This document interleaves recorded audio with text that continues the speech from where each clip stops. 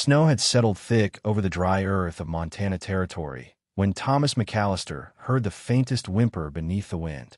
A man of the frontier, he'd heard coyotes howl, women wail, and men cry for mercy. But this sound was different. It was soft, trembling, barely human. When he pushed open the creaking barn door, he found her, no more than 6 years old, skin blue from the cold, eyes too tired to cry. She didn't speak, didn't flinch, she just clutched a tiny handmade doll. Thomas didn't ask where she came from. He simply picked her up, wrapped her in a wool blanket, and fed her the last of his venison stew. That night, he stayed up by the fire, watching her sleep, unaware of the storm that would come not from the sky, but from the hills. What happened next would forever change the way the town of Dry Creek remembered the winter of 1873. At dawn, as the horizon blushed with orange and gold, a sound like thunder echoed across the land, not from horses, not from guns, but from footsteps. Hundreds. Then silence. When Thomas stepped outside, he saw them, 600 Apache warriors, standing still as the pines, their spears planted in the snow, eyes fixed on him like stone sentinels. They had come without war paint, without arrows drawn, without a word, and that silence spoke louder than gunfire. Thomas had no weapon in hand, only the memory of a girl he had saved without a second thought. Most men in Dry Creek would have turned her away. Some feared the native tribes, others hated them. But Thomas wasn't like most men. He knew the land didn't belong to any one people, and neither did mercy. He didn't act for reward or recognition. He acted because, once, someone had fed him when he was starving too. That act, nearly forgotten in his past, had echoed through time and now stood before him in 600 pairs of eyes, watching, waiting. No one spoke until their elders stepped forward, robes brushing the snow. He looked old as the mountains, yet carried himself like a chief born of thunder. With a nod, he pointed to the girl, still sleeping by the fire inside. Then he said in clear, deliberate English, "You fed a daughter of the Wind Clan. Now, the wind watches over you." No man, not even Thomas, knew what that would come to mean. But the people of Dry Creek would never again see the Apaches as strangers, or Thomas as just another settler. This was no tale of conquest or revenge. This was a story carved by kindness, shaped by snow, and remembered in silence. A single bowl of stew, a single act of compassion, and 600 warriors standing in the cold, offering not vengeance but honor.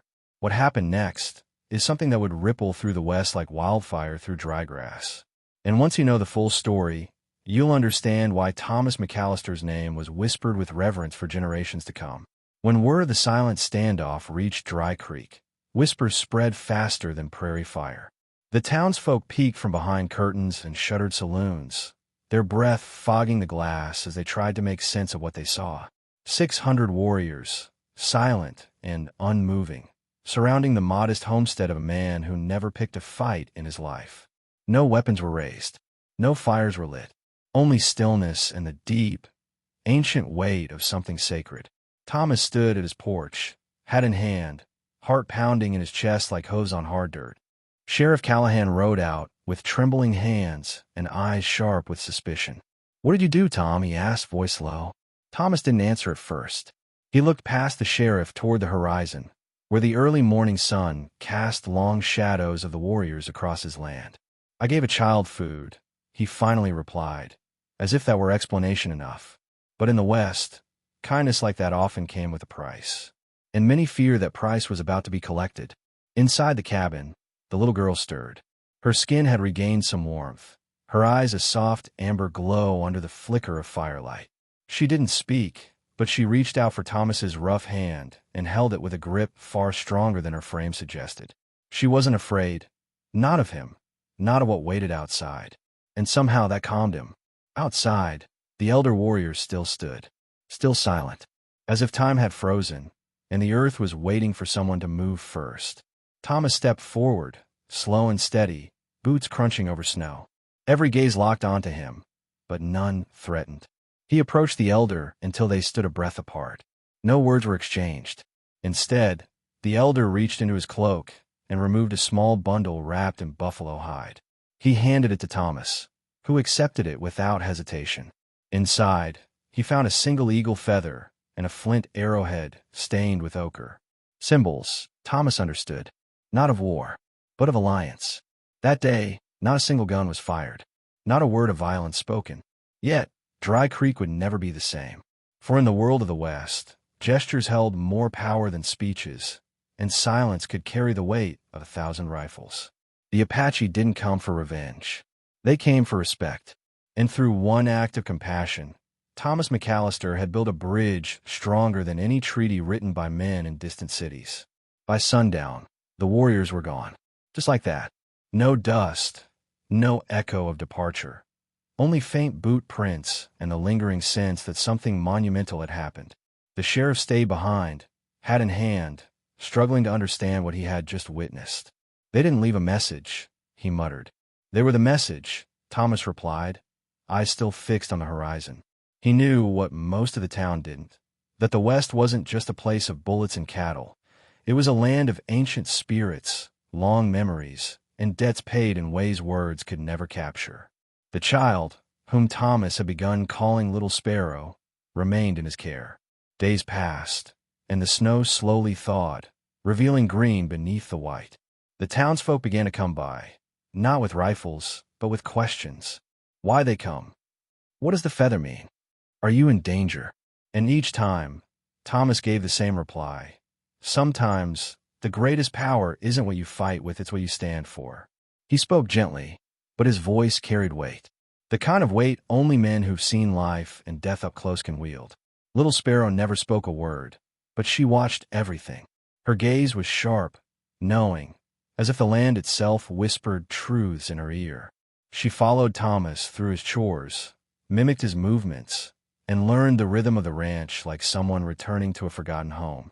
In her silence, there was strength, and in that strength, Thomas found purpose he hadn't known he needed. The land began to feel different, like it wasn't his to own, but his to protect. Then came the night of the fire. A drunken traveler, thinking the ranch had become a red lodge, tried to set Thomas's barn ablaze with a torch and a bottle of whiskey.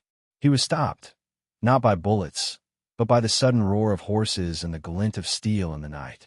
5 Apache scouts, cloaked by the trees, emerged and dragged the man into the snow, letting him go only after he swore to never return. They said nothing, then disappeared like ghosts into the hills. It was clear now, Thomas wasn't alone. He had become part of something larger, something ancient. The townspeople began to look at Thomas differently. No longer just a rancher. No longer just a quiet man with a past.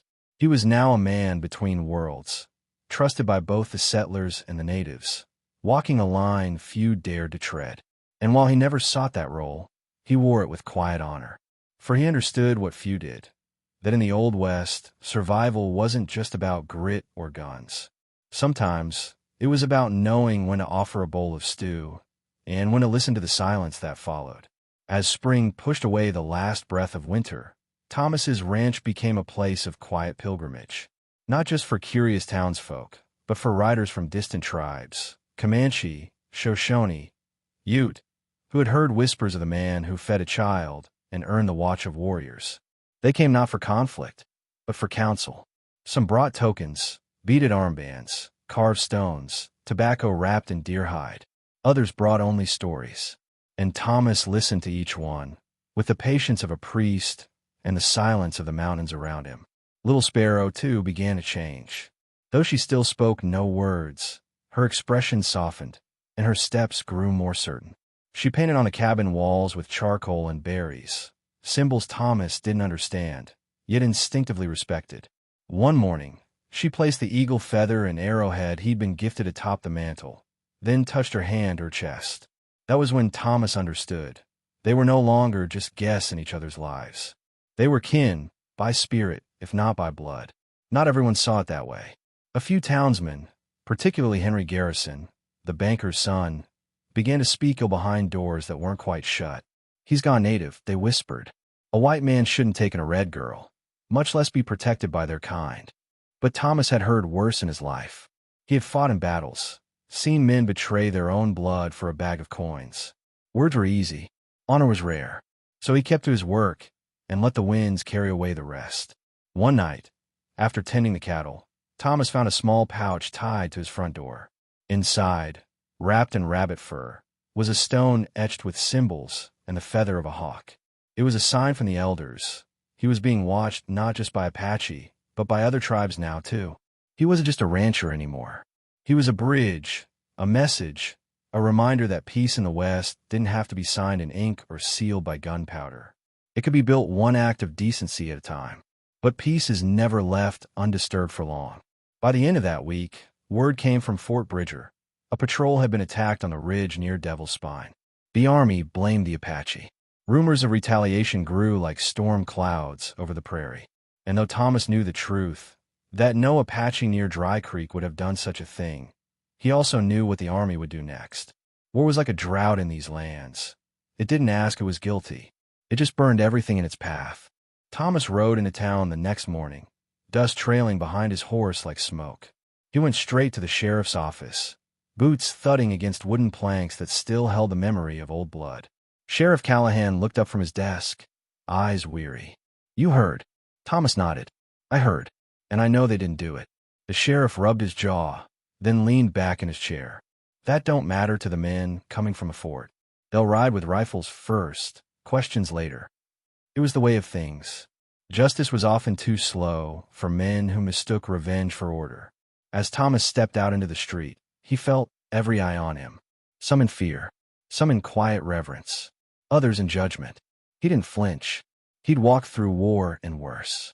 But what unsettled him was the image of Little Sparrow painting on the cabin wall, unaware of the storm about to break. That night, he didn't sleep. He sat by the fire with a journal he hadn't touched in years, scribbling a letter to a man he hadn't spoken to since the war, Colonel Darius Holloway, now commanding the forces at Fort Bridger. Thomas's letter wasn't formal. It was raw like the land. He wrote of the child, of the visit from 600 warriors, of the silent bond forged not by politics but by humanity. He reminded Holloway of the time they had fought side by side against men who had no cause but cruelty. And he ended with a warning. If your men march on Dry Creek, you won't find savages. You'll find souls. And if you raise a hand to them, you will be remembered, not as a soldier, but as a man who chose fire over reason. 2 days passed. No reply. Then came the sound of hooves, dozens of them, pounding the dirt road toward Thomas's land. The townspeople gathered on the hill to watch. Thomas stood on his porch, Little Sparrow by his side. And then, from the dust, emerged not just soldiers, but Colonel Holloway himself. He dismounted slowly, aged by war, eyes sharp as flint. And when he removed his hat, every man behind him followed. He walked to Thomas, looked down at Little Sparrow, and knelt. "I remember you, Tom," he said, "and I remember what we stood for." No battle followed that day, only silence, and a decision that would reshape not only Dry Creek, but the story of the West itself. Colonel Holloway's presence turned what could have been a massacre into a moment carved into the very bones of the land. The soldiers didn't raise their rifles. They didn't burn, threaten, or demand surrender. Instead, they were ordered to set up a temporary camp outside Dry Creek, not as invaders, but as observers. Holloway, though a man hardened by campaigns and covered in the dust of too many regrets, recognized something most never would: that peace wasn't weakness, and sometimes the strongest thing a man could do was simply wait. Over the next week, Thomas led Holloway across the land, showing him the places where tribes had camped for generations, where sacred stones marked births and farewells, where laughter once echoed louder than gunfire. They spoke as old soldiers do, with pauses heavy as lead and words that carried the weight of men who had seen too much. Holloway wasn't quick to trust, but he saw what couldn't be denied. This wasn't a ruse. The child in Thomas's care wasn't a token. She was a thread connecting two worlds barely holding together. Back in town, the whispers shifted. Some still viewed Thomas with suspicion, but most now watched with quiet awe. Children asked about the eagle feather.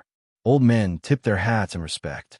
Even Henry Garrison, who once mocked Thomas in hushed corners of saloons, kept his distance now, his father's bank refusing to lend gossip any more interest.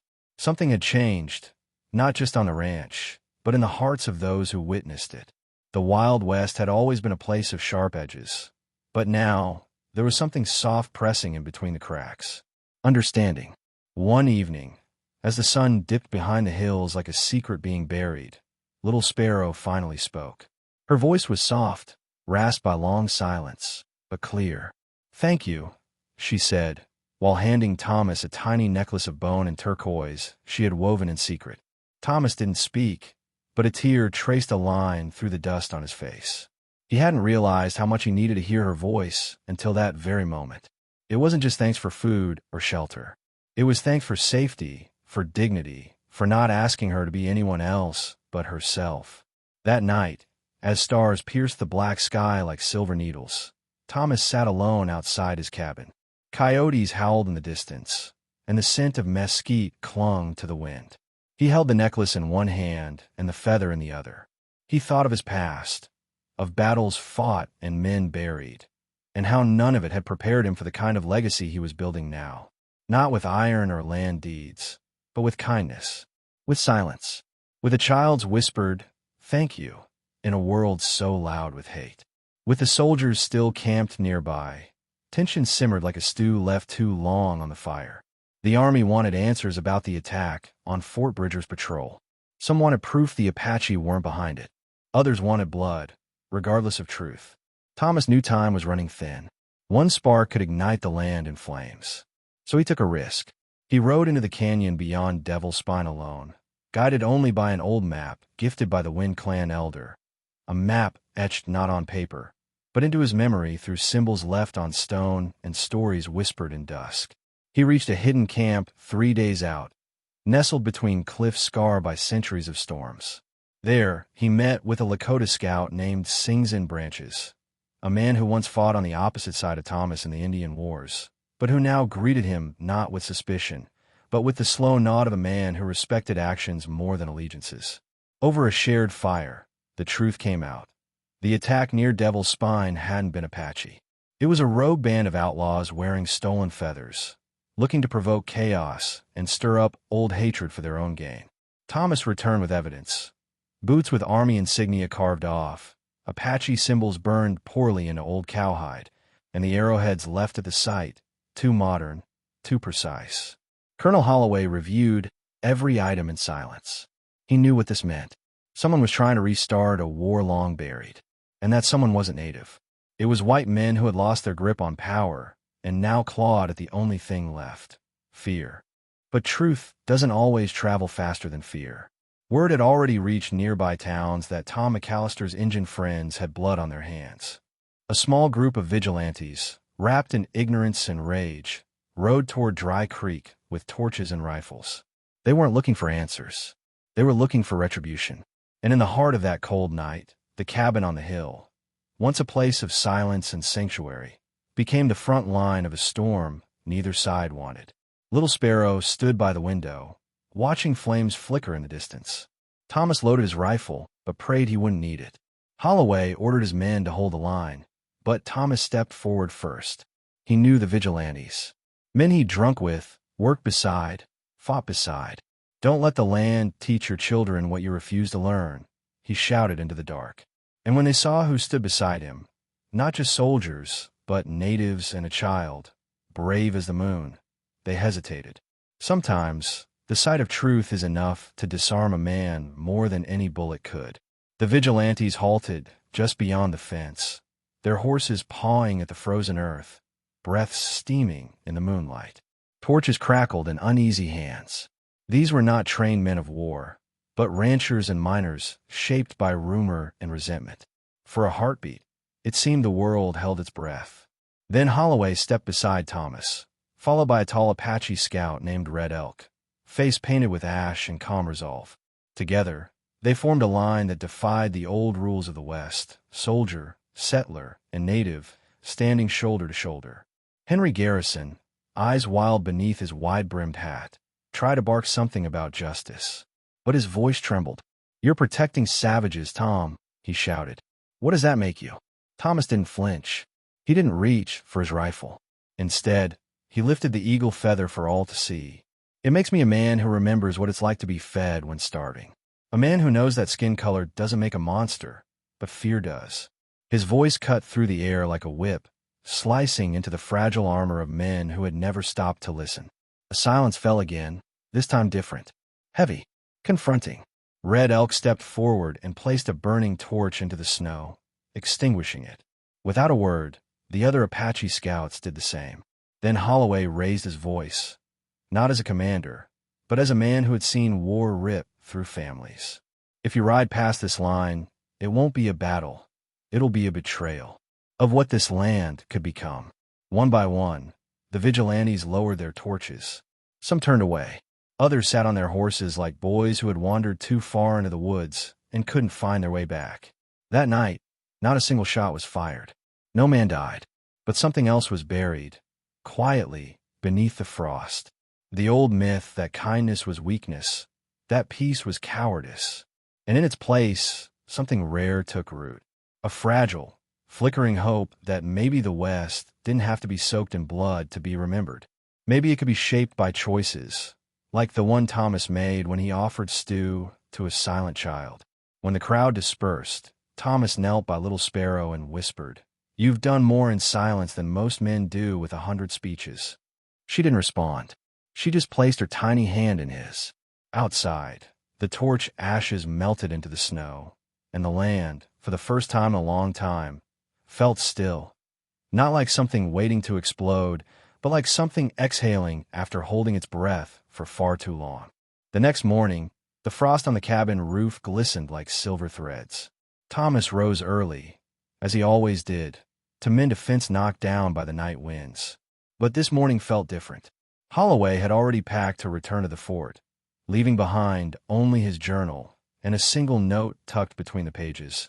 The West doesn't need more soldiers. It needs more men like you. It wasn't praise. It was a passing of the torch, from the old way of force to something deeper, stewardship.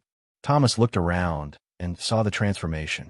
Children from town now played at the edge of the ranch, watching Little Sparrow with curiosity, not fear. Women came with blankets and bread, not suspicion. A preacher who once preached fire and damnation now asked to learn the meaning behind the Apache symbols etched into the cabin walls. It wasn't utopia, but it was the beginning of something. And beginnings, in the West, were rare and precious. Little Sparrow had taken to walking the trails alone, barefoot, unafraid. She would stop by the sacred stones beyond the creek and place wildflowers between them. One day, she returned with her cheeks flushed from running and handed Thomas a scrap of tan hide. On it was a drawing, him, her, and the cabin, with the sun above it and 6 feathers falling from the sky. Thomas didn't ask what it meant. He simply nailed it above the hearth, where every guest could see it and understand without needing a single word. Trouble, of course, never disappeared completely. News came of a bounty hunter passing through, asking questions about a half-breed girl and a trader settler. But when he rode into Dry Creek, no one spoke. The blacksmith refused him service. The barkeep poured his drink and asked him to keep moving. And when he finally reached the ranch, he found Red Elk waiting by the gate, polishing an obsidian blade with the patience of a man who had seen more endings than beginnings. The bounty hunter turned around without a word. That night, Thomas stood under a sky so vast it made men feel small.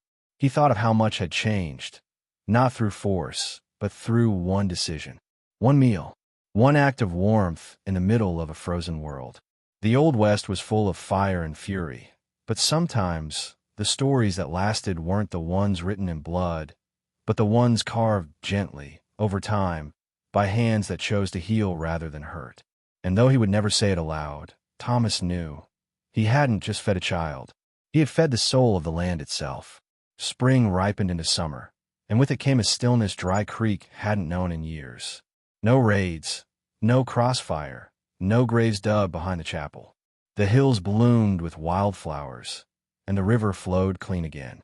But peace, Thomas knew, wasn't the absence of trouble. It was a choice repeated every day. He rose before dawn, tended the land, and taught Little Sparrow how to mend saddles and read clouds for storms. She, in turn, taught him to read the wind, to listen to birds before they fell silent, and to move through the forest without disturbing even a twig. The town slowly adjusted, though not without struggle. Some still feared what they didn't understand.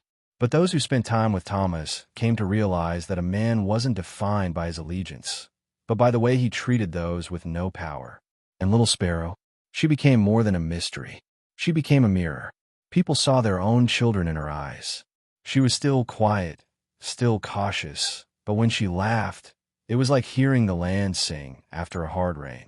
One day, a traveling photographer arrived in town, hired by the mayor to capture the new face of Dry Creek.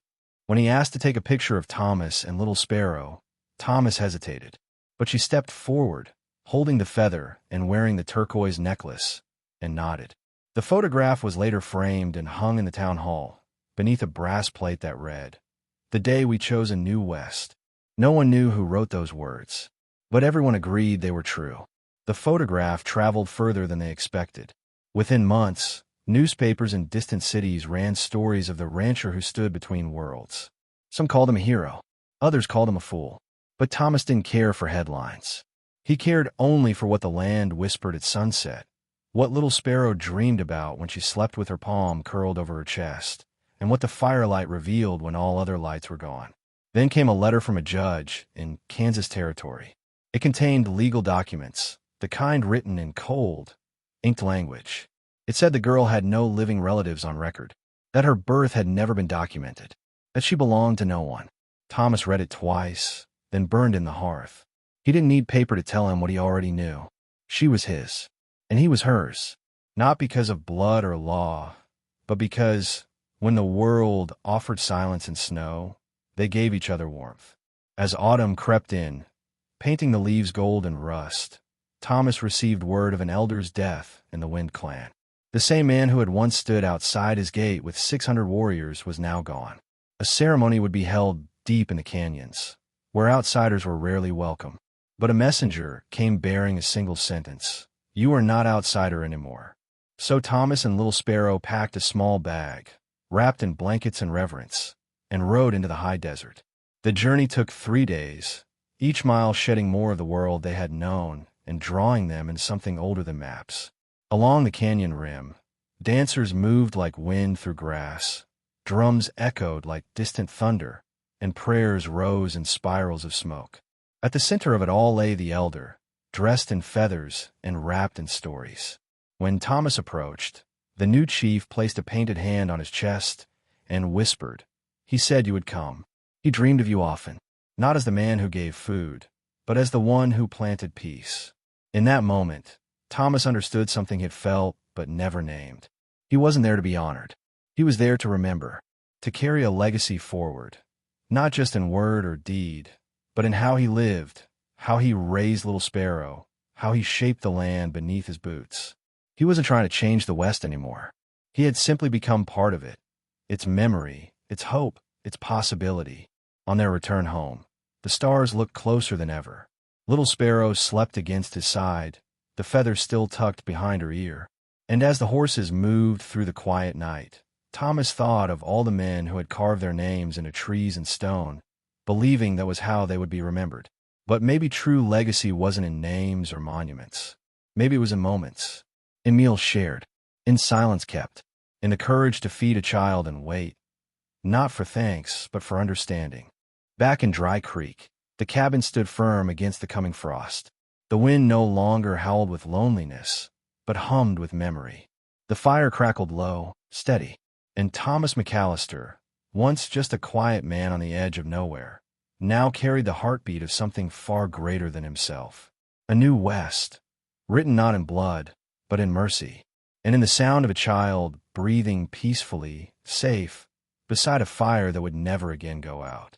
In the heart of the Old West, where most stories are built on the crack of gunfire and the dust of betrayal, this tale dares to echo something far rarer: the quiet power of compassion. One bowl of stew, offered to a starving child with no name, rippled through canyons, tribes, and hearts that had long forgotten what trust felt like. Thomas McAllister didn't seek to change the world. He simply chose not to look away. And in doing so, he rewrote the legacy of a land once ruled by fear and division. Through him, we're reminded that the most profound revolutions don't come from bullets or banners. They come from moments of unexpected grace. Feeding a child, standing firm in silence, choosing to listen instead of retaliate. These choices, though small in appearance, carry the weight of generations. And while most men etch their names in stone for glory, Thomas chose to be remembered in the breath of the land, the warmth of a fire, and the eyes of a girl who no longer had to run. The story you just witnessed isn't just about one man, or one child, or even one town. It's about the kind of world we build when we look past fear and choose empathy. In a time when the line between us and them was drawn deep and wide, one man crossed it without shame, and in doing so, invited others to follow. His ranch didn't just shelter a child, it sheltered a possibility that we, too, can become bridges instead of barricades. So now, the question remains, what would you have done in his boots? Would you have opened the door? Would you have stood firm when faced with 600 warriors? Or perhaps more importantly, will you open your heart now, in your own time, your own place, where the battles look different, but the stakes are just as high? If this story moved you, if it stirred something quiet yet powerful inside you, then stay with us. Subscribe to this channel, leave your thoughts in the comments, and share this story with someone who believes that kindness still matters. Because here, we tell the stories that history forgot, the ones that still have the power to shape tomorrow.